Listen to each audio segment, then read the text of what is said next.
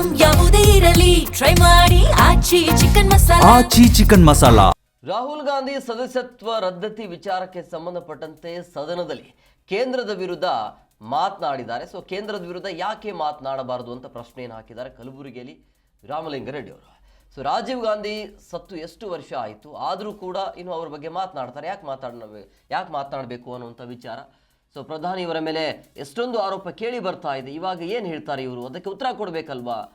ಆಮೇಲೆ ಟ್ರಂಪ್ ವಿಚಾರವಾಗಿಯೂ ಕೂಡ ಮಾತನಾಡಿದರು. ಟ್ರಂಪ್ ಅವರು ಯುದ್ಧವನ್ನು ನಾನೇ ನಿಲ್ಲಿಸಿದ್ದು ಅಂತ ಹೇಳ್ತಿದ್ದಾರೆ.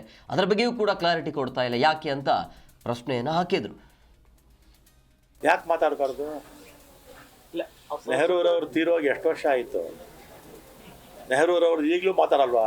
ಮೋದಿಯವರು ಪ್ರತಿಯೊಂದಕ್ಕೂ ನೆಹರು ಅಂತಾರೆ. ನೆಹರು ಅವರು ಮಾಡಿರೋ ಅವ್ರ ರೂಪಾಯಲ್ಲಿ 10 ಪೈಸಾ ಕೆಲಸ ಮಾಡಿಲ್ಲ ಅವರು. ನೆಹರೂರವ್ರನ್ನ ಹೇಳ್ತಾನೆ ಇರ್ತಾರೆ. ಎಷ್ಟು ವರ್ಷ ಆಯ್ತು ನೆಹರೂರವರು? 64ರಲ್ಲಿ. ಈಗಲೂ ಪಾರ್ಲಿಮೆಂಟಲ್ಲಿ ಎಷ್ಟು ಸಲ ಮಾತಾಡೋರು ನೆಹರೂರವ್ರ ವಿಚಾರ ಅಲ್ವಾ?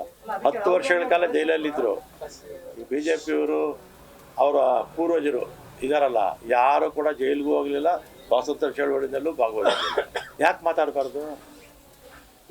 ನೆಹರೂರವರು ತೀರೋಗಿ ಎಷ್ಟು ವರ್ಷ